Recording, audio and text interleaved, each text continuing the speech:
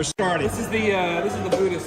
This is make me one with everything. All right, look, I'm here with Mike How's it Pitkin, going? and we're here for the warm opening. And we were talking about flights. Flights is a chance. What is a flight exactly? So, you can say it better than I can. Yeah, so flight. You know, when you come to a new place, often I get a flight because it gives you a chance to taste several of what the offerings are. Okay. We're currently we're not doing flights exactly. We're doing tasters. So we're doing $2 pours. So you can get as many of those as you want. This is 6. So right now we have 6 beers on tap. This is one of everything. Now, how many are usually in a flight? Usually we do 4 beers per flight. All right. So there's 1, 2, 3, 4, 5, 6. This time, just for you, Jane. Yeah. Yes, but if anybody wanted to do all 6, you could. You absolutely could. So it's a little variable on that front. Really, it's a limit to what you can carry in one hand because you and I talked about supply chain issues the other day. We hadn't had a lot of supply chain issues. But we ran into one, which was our flight boards, which is what you usually put your flights on to carry them away. Look at them taking care of us. Oh my God. They heard you were thirsty. Hold on, stand here for a second. I just want to make sure I got the camera. I need you out there as the model. I didn't realize the other flight was for you as well. No, that's good. Okay. And your name is? Doug. This is Doug, one of our shows. Doug, pleasure to meet you. Guys, this is Doug. He will be able to help you. Okay. So this is just more what we have here. It's the same thing. Wait a minute, is Doug having some of this too? Yes, sir. Thank you. That's like I'm being overwhelmed here. My staff is trying to get me drunk. That's what they're doing. Look, this is great. We'll share. We were talking about this earlier this week. The purpose of the flight, as you said, you walk in someplace brand new. And you walk into a place the first time, you want to have maybe a taste of, kind of the range of beers. So I recommend with a flight, you start from lightest to darkest. That way, because usually the darker stuff has a lot more. It's going to punch your flavors away. You're not going to taste as much. So rule number 1: start with the lighters and move to the dark. Usually. There's always an exception. All right, so let me order this up for you here. All right, so I'm going to do this in a way. I'm going to have twice as much as you do, Michael. Because I'm trying to get you drunk. No, you can't. Yeah. Now wait, before we go on, we're going to go on too, but my wife's coming out here. Awesome. And she wanted to know if you serve anything besides beer. Yes. So we're tonight for our soft opening. We're serving some Starlight mead. We've got one of their meads on tap. It's delicious. We also have wine and sodas. Wine and sodas. And we've got reds, whites, rosés. We've got a prosecco. So if we can't convince anyone to try out the flight, you do have substitutes out. We do. So and the meat is local. The meat is local. Now we're not playing quarters or anything. Do you want to? Because I'm pretty good that can get dangerous. Now, patrons who want to can't play quarters. Sure. There's no rules against that. I don't have any rules about that, but the local constabulary may. All right. Let me just check. Oh, you don't roll it down your nose? No, that's what is that? You know what you do with when you roll it down your nose, you have somebody mark it with a pencil first, and then roll it down. All right. I got one for each of you two. All right. Okay. Just one more try. You can't play quarters. We are not going to play quarters. Show me what you got. Oh, that was the worst. I made Mike bend down to get it. Hey, speaking of quarters, before you leave, I want to show you something fun about this place. Okay. So don't let me forget. I thought there's lots of stuff that's fun. There's something historically fun. I'll show you. Oh, are you talking about the money in the thing? Yeah. Hey! Holy cow! Where are you? We made it. So, this is Lindsay, and Lindsay has brought her brother. Your brother? So Troy is currently deployed to Afghanistan, and Troy is my business partner. So, wait, I gotta get. We're not doing live, but we are. I need it's not every woman that brings her brother in and carry him. Kevin, join us. Yeah. We're gonna flight this up. Hang on, I'm gonna order you. Here. So did you have that custom made? Or? No, actually, his wife did. He's around here somewhere. All right. I took care of you. Are you participating in this as well? Yeah. So and you're. This is Kevin. Kevin Gardner. Kevin and Lindsay are both what are called certified cicerones, which are beer sommeliers. I'm gonna have to learn a different language. French. So Kevin's gonna join us in the tasting, and we're gonna talk about what we have here. All right. So we're gonna start, and I think this is the order I want to go, which is lightest to darkest, but also And Kevin, you have no objection to being on camera. No, least hoppy to at least here. This is the most hoppy beer we have, and then this is the like it's gonna blow your taste buds away because it's a stout. It's got lots of flavor to it, so you kind of want to go in that way. And we're not going to take all evenings if it's going to get busy. No, we'll do this really deliberately. All right, so our first beer here is our this is our Havoc. We call it Havoc Actual, and it's a Mexican lager. And you've been advertising that on your Facebook page. Yes, we have. Okay. And a Mexican lager is it's a cousin to a Vienna lager or a German lager, and in this case, yeah, he's beating us to it. Kevin, I haven't tasted it. Listen, a lot of people come in and say, "What do you have that's like Bud Light? What do you have that's like Miller Lite?" The answer is nothing. But if light beer or something light on your palate is what you want to start with a Havoc Actual. I'm going to let you hold. I just want to make sure that we are working fine here. I want to make sure I get Kevin in there a little bit. Actually, and I should say, this beer is named after this guy. Oh, is it? Yeah, his call sign in Afghanistan was Havoc. Oh, was it? And so, in military parlance, Havoc Actual is that guy. So the story behind the Havoc name is that guy. This guy. So, what are you going to taste? Tell me what you got there. Mexican lager. It's a Mexican lager. I like it. Okay. It's the kind of beer that I would drink usually. It's clean. It's clean. It's light. No. Right? See, he's putting words in my mouth, but I'm still agreeing. I'm suggesting. What's your take on this? What do you think? It's definitely light on the body. Yep. Highly attenuated. You guys use corn in all this? Yes. A little bit of corn. Now, how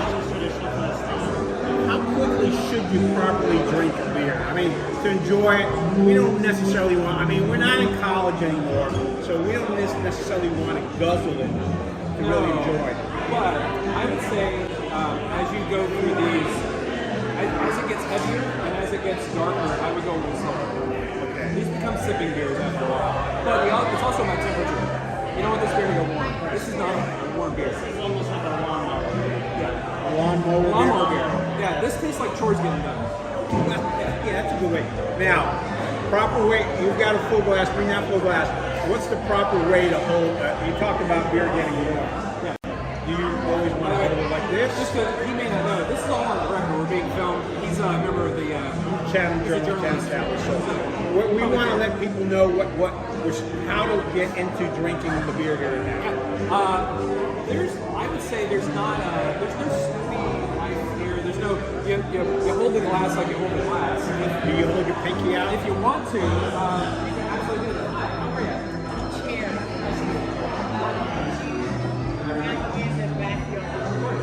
The best approach to beer drinking in general is you kind of go whatever occasion it is, whether it's celebratory or just the time of the thing, and you start to figure out what you like, and it's no different than wine. You figure out ingredients you like, you figure out. So this beer, it actually, for me, it's bready. It has a lot of grain to it. It is, there's corn, there's barley and hops, but what gets me is after you get the cold, you get a little bit of bready taste. I've got a lingering hop, like a European hop lingering on the back end. You're super close. We use Saz, which is a European hop, for our bittering hops, and we use Motueka as our aroma hops, which is actually it's the same hop, just planted in New Zealand. Yeah, you're saying. Yeah. So, but For me, it's going over here. He's the expert. He picked it up. Kevin's the expert. Look, all this hops that over my head. But I would tell you, I would order the Mexican lager. I would not go wrong with it. But we're getting ready to go to number 2. All right, so number 2 is our cream ale.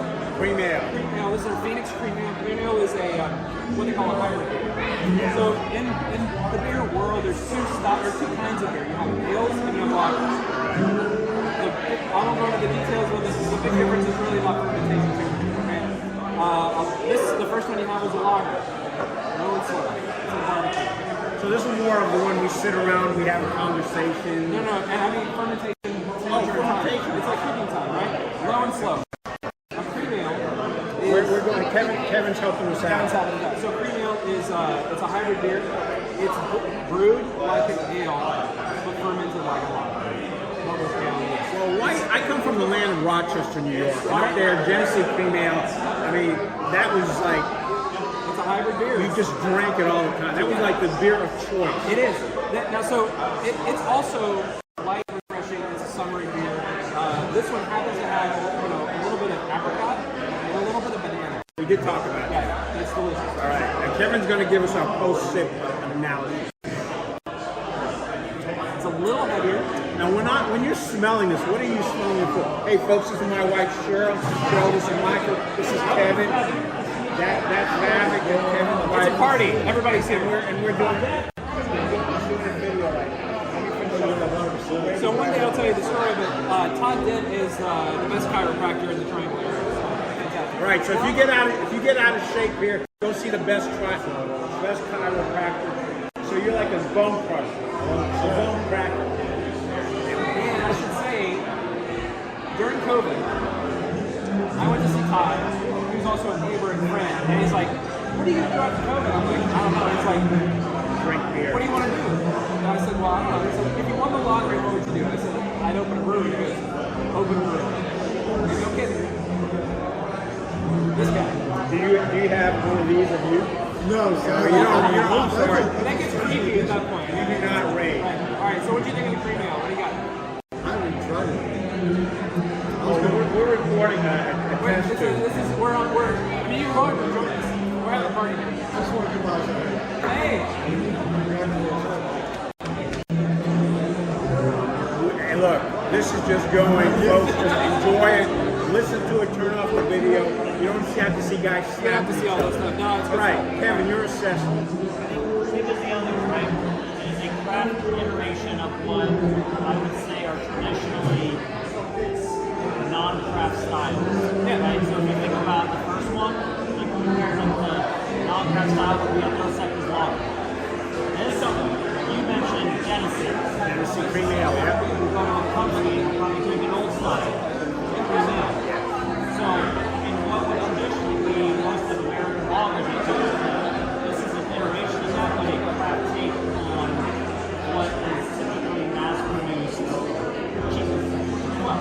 Yeah. It gives you a different appreciation for a style that everyone else probably makes in a very large, massive facility, super cheap, high-quality ingredients. I was going to say you still have me on board. Again, I drank a lot of cream ale back in college and even after college.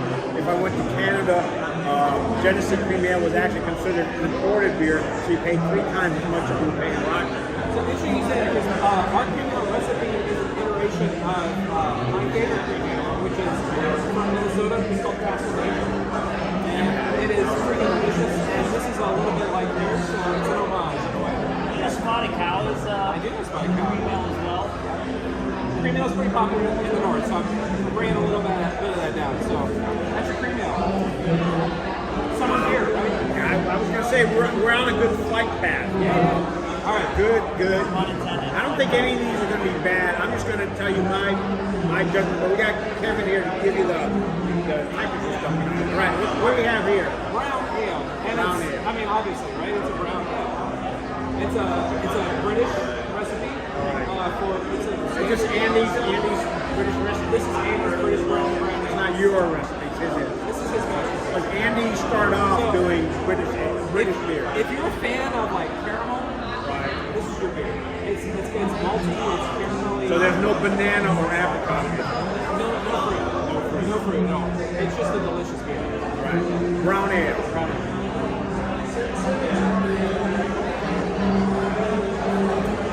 What's that taste I feel at the taste at the end? Sorry. It is, so there's some, the brewing process for this beer is pretty simple. Okay. There are roasted. Don't mix up the order. I won't, but there are roasted malts in here. You're picking up maybe a little bit of coffee at the end. I would say the coffee with the Coffee. There you go. That's it. See, I'm not a coffee drinker, so I taste it. I'm like, not quite sure I what's think it. you're right. It's a little bit of coffee. This is a craft. Have you ever been to Newcastle before? Yeah. This is a craft created on what Newcastle is because So when you're talking about a craft take, implication seems to be, you know what, you got this mass-produced stuff, but when you get here is you get something that's another level up, and you put a little bit extra care, and maybe oomph is the right word, I don't know. The idea is, so all of this has insurance at home brew, which is to say that there's a lot of innovation, a lot of creativity that goes into it, but what you're going to get from your background brewers, the big guys, is the cheapest ingredients you can source and in a continual brewing process. We don't do that. We're malted grain, malted beer in North America. Often some of ours is malted here in Canada. And creating, it's almost like our chef's kitchen back there. We're creating right here on the site. Which means, in some ways, we're going to brew all this again, we're going to brew all this again, but there may be slight variation, and that's the craft part of it. As Andy said in his interview, it's a living being. You have to watch Andy's video interview that we did. We walked through it, he explained the hops, showed the ingredients, and he talked about the yeast. They keep on reusing the yeast as long as they can. All right, I'm going to tell you something about it. Right. So you're about to depart from normal beer. I'm departing from normal beer. You're departing from normal beer. We're now getting into messed up beer. All right. And I say that with love and affection because I love this beer. Messed up beer. Before we go on there, as you can see, the one I'm drinking is this. He's drinking a messed up beer. I will say right now, these are two of my favorites. Okay. I could probably interchange them. You probably can. But personally, I'm not a big round. I think part of it has to do with, you mentioned coffee taste. Roasty. You know my roasty. Okay. But that's a personal choice. I want you to come back to that beer at the end. After it's warmed up a little bit. You're going to be like Jesus and turn water into wine? No, All of a sudden it's going to become better. Wham! So temperature is really important. Scott, How you feel, man? Right. We're going to try to wrap this up soon because a lot more people are showing up here. A lot more people congratulating Mike. But we want you to watch this so you get an idea of what you can expect here at the Havoc.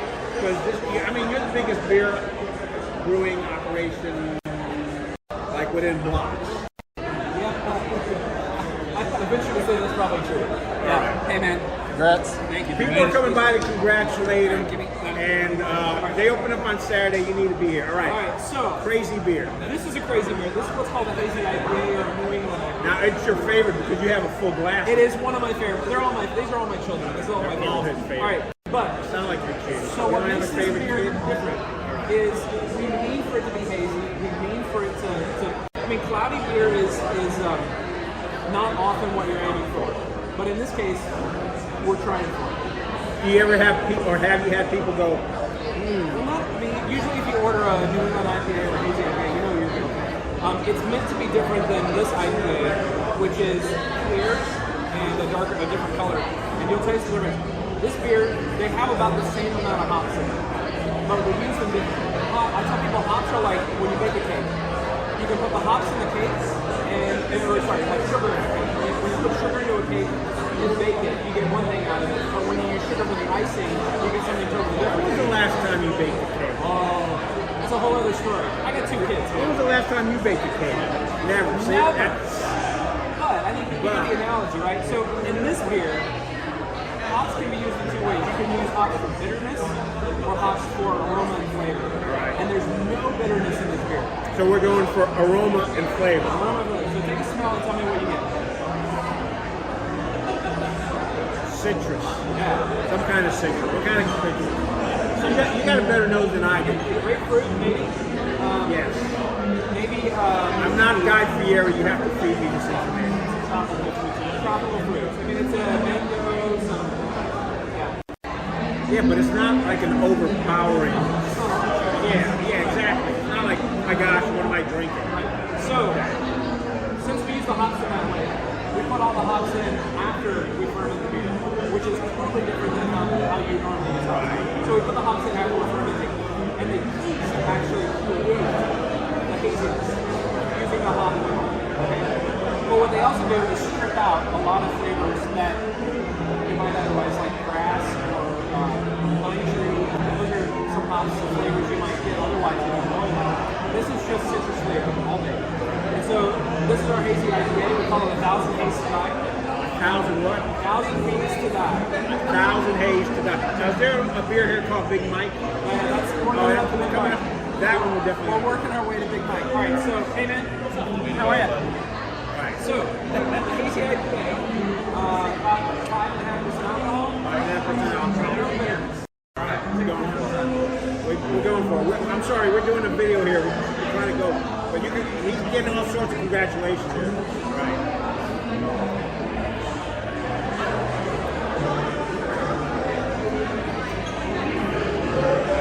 I'm trying to figure out the flavor. Yeah. So, and that's the goal, actually. The idea is to get a little bit of complex citrus. You can't quite place which citrus note it is, but it's the same chemical. Now, would you take any offense if I said for a second there I felt like I was drinking lemonade? That's a goal. That is a goal? That's a goal for this beer. We want crisp, light, refreshing, no bitterness, lots of citrus on this beer, and not a lot of body. It's a dry beer, and that's the goal here. And I'm actually really proud of this beer. Hazy IPA is deceptively hard to make and very easy to screw up. I was going to say, I've never had one of these. I like the flavor on it because you can taste the citrus, but it's not overpowering. I'll tell you, the goal for this beer actually is to drink it faster than the others because oxygen will screw this beer up in a heartbeat. How many minutes do I have? 10 minutes and this beer will be totally different. If you wait 10 minutes and come back to this beer, it's going to taste like hardwood.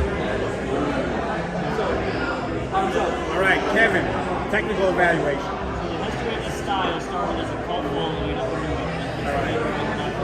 Both follow. This also shows you how much your nose does the talking for how much it tastes. Right? We talked about pulling the hops later on, so it's more about the aromas. You've got millions of olfactory neurons all through your nose and back of your throat. Pick up on all three smells and flavors. Your tongue can pick up on 5 flavors. That's it. Like your nose and you don't pick up anything.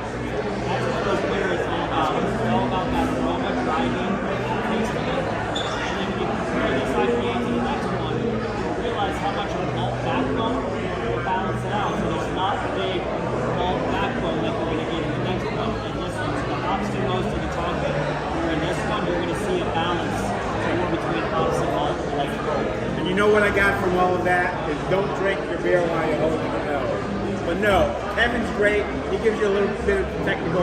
Mike's talking about the brewing perspective. I appreciate Kevin being here.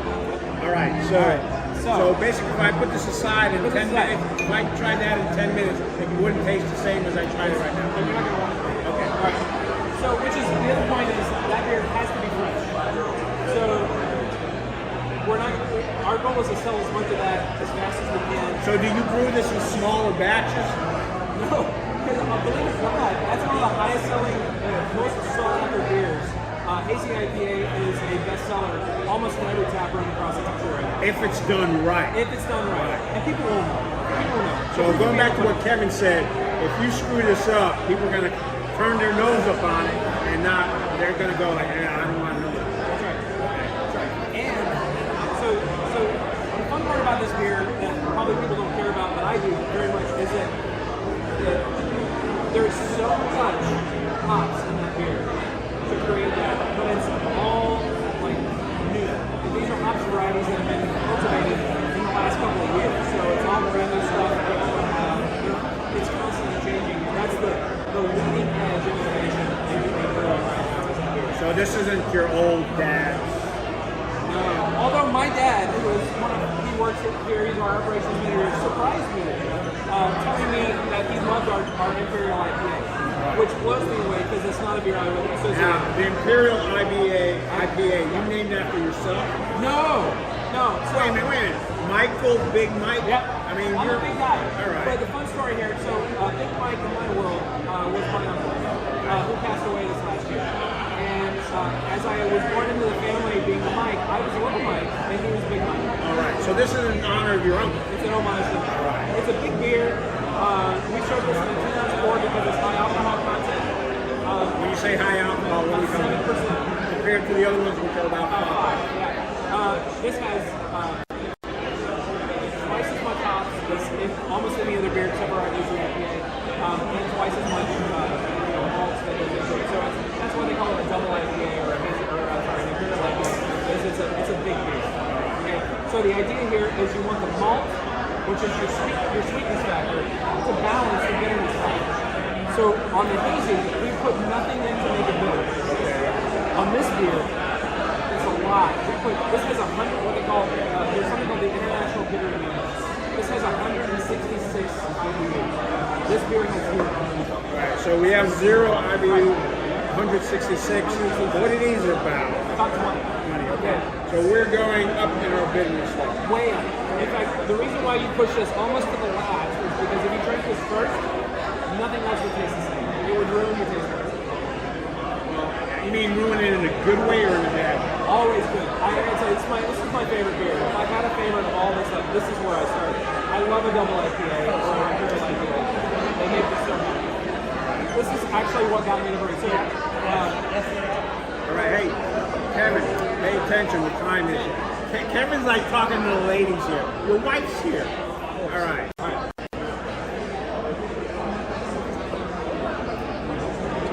howdy. How are you? Congratulations. Thank you. You've been getting bunches of congratulations.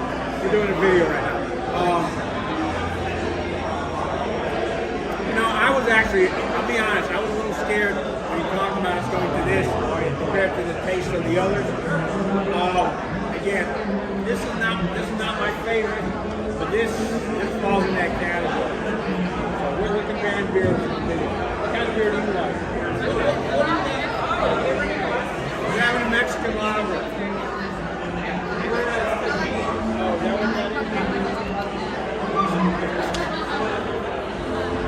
Oh, is that what that is? All right. Hey, she's sashaying. Kevin's going to give us an assessment of the double IPA. Burn, yes.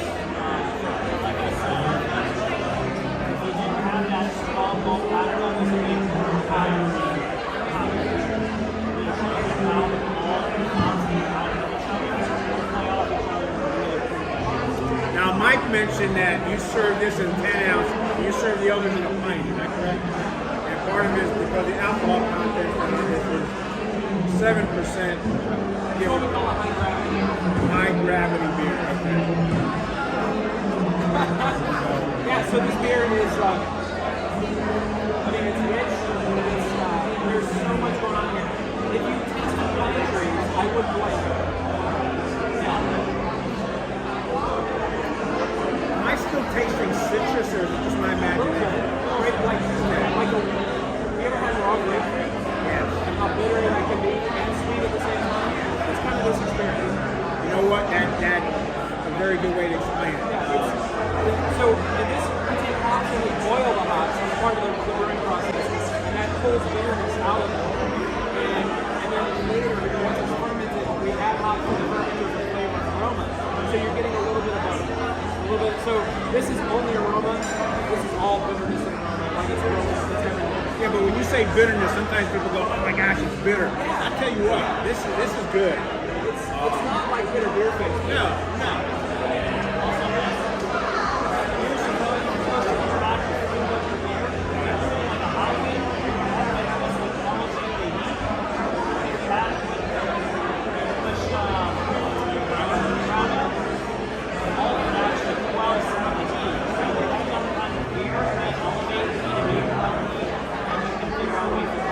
All right, so Kevin's suggestion, if you're eating hot wings, go for this. If you want to intensify the heat level, if you want to knock it down, go with the brown ale. All right. And we're finishing up with, and of course I just want to let folks know the place is filling up, so we're going to have to wrap this up because this man's got to go and talk us to A lot of people. All right, so this is our stout. Stout. A stout. Am I supposed to smell this too? Yeah, there's a lot of different kinds of stout. This is American stout. The idea here is so coffee, chocolate, and orange. Okay, and I'm going to tell you how we got the orange. I can smell the coffee. What was the other two things? Orange, right? A little bit of chocolate. Chocolate. It's barely a little bit of orange. So we actually brewed. We fermented this with a Viking yeast. Viking. A Viking yeast. As It's in called V-I-K-I-N-G. Viking yeast. It's from Norway is called the Viking, which is the Norwegian word for yeast. But it literally ferments in 2 days. It's super fast, but it also ferments at higher temperatures. So most of these beers ferment in the 65 to 70 degree range. We fermented this at 95 degrees, which pisses the yeast off. Yeah, Mike's pissing the yeast I'm off. pissing off the yeast. You think you're going to hang around? But when yeast get pissed off, they throw off flavors that they don't normally throw off. In this case, when this particular yeast, Now that yeast doesn't hang on your leg or anything. no, but when this yeast gets hot, it likes to make orange flavor. And it's subtle, but it's in there. And what you get is, when you're having one of those, at like Christmas time, those orange, those chocolates that have a little bit of orange in their shape like orange. If you get a little bit of that going with this, that's what we're going for tonight. We're getting some way to go, but this is one of my favorites.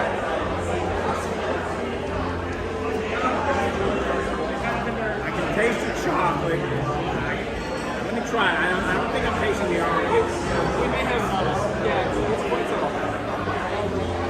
By the way, the chocolate and roasted coffee, really come out.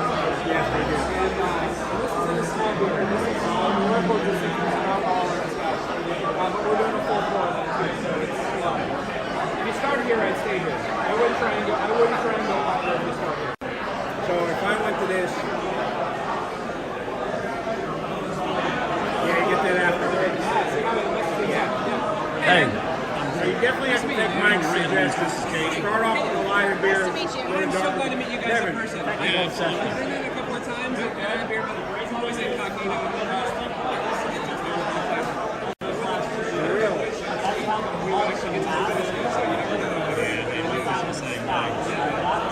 Let's figure out some ways we can work together and entice people to the area. Day to shine, so let's sit down after this.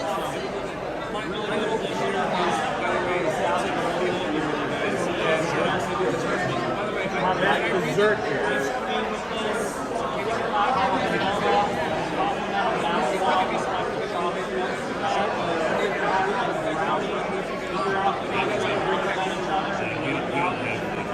We're so small, we can't even. Yeah, I can see the ice cream thing.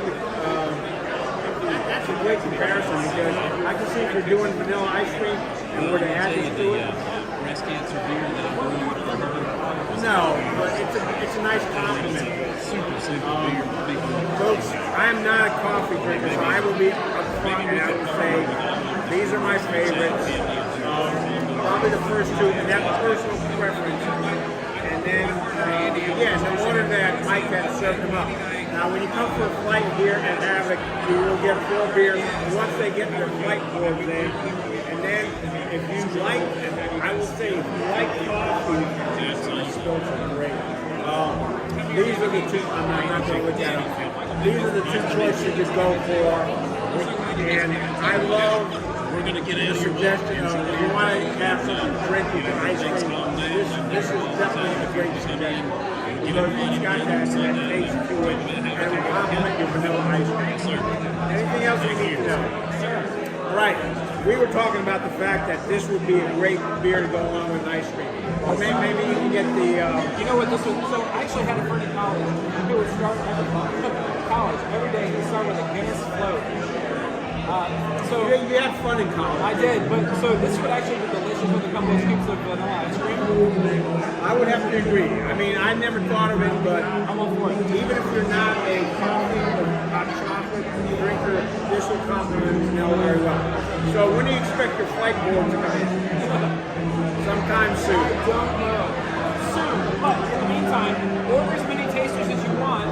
We'll hook you up and look forward to these beers. Plus, in fact, I was just talking to the radio coaches this year. Looking forward to partnering with them and creating something.